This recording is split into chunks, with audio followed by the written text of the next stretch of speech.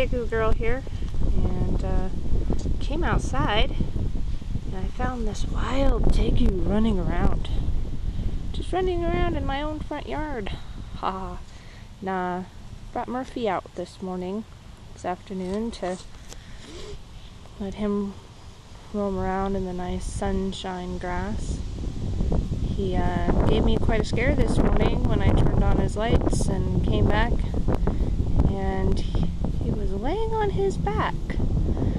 So instantly I freaked out, of course, and opened up his tank, and he was motionless, and flipped him on his self, and he was okay. I guess probably what happened was he fell asleep on his cage mate and ended up rolling off of her while he was still asleep, and didn't realize that he was still asleep and on his back.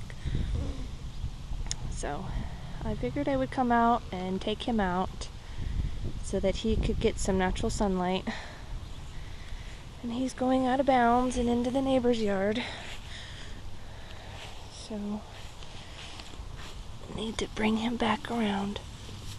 Come on, buddy. We ate some chicken today, and he's been acting completely normal. So I guess everything is a-okay with him.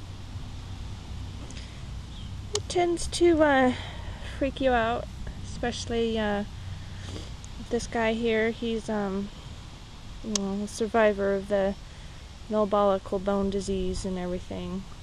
So it's pretty much anything new that he develops scares me. But we're going to talk about taking out your Tegu outside. If you want to do that, I guess there are certain things that you guys want to make sure.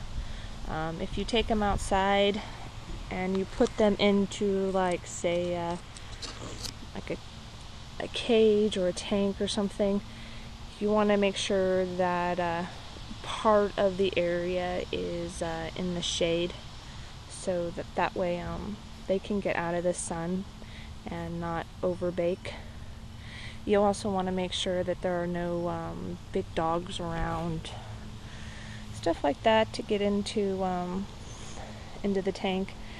Now with Murphy here, because of his deformities, I don't have to put him in a tank or a cage. I just kind of come out here and sit out with him, and I just kind of let him roam the grass area, and I've brought out a blanket to set out, and he just kind of either roams around or, lays in the sun. When he gets too warm, he'll move and he'll go into the shade. He took a nice hearty poop, which is awesome because now it's covered in flies.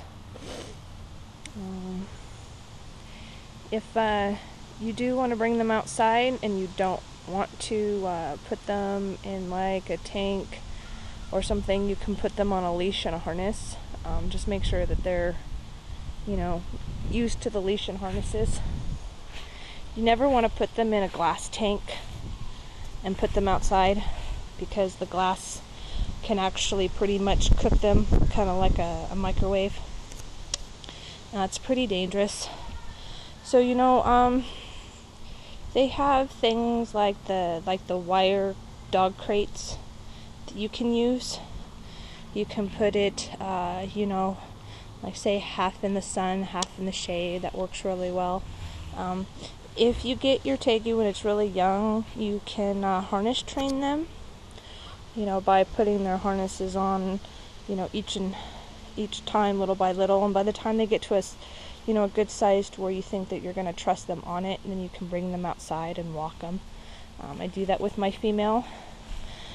I don't do that with Murphy, only for the fact because I know that he can't run away very fast. Any other Tegus, you don't really want to let them roam free unless you really trust them, because if they do run off, they are quite fast. Letting your Tegus outside is a great idea. Natural sunlight, of course, is the best thing for them. I heard that an hour of natural sunlight is actually equals out to like 8 hours under a power sun bulb. So, you know, the more time that you can actually get your Tegu the natural sunlight, the healthier it will be. So I figured I'd just do a little video of him and, you know, kind of some ways to get your guys outside during the summer months, because during the winter time we're not going to see them for quite some time as they go down into brumation or hibernation. I've been really lucky. I've never had to worry about that with my guys. They've never gone down.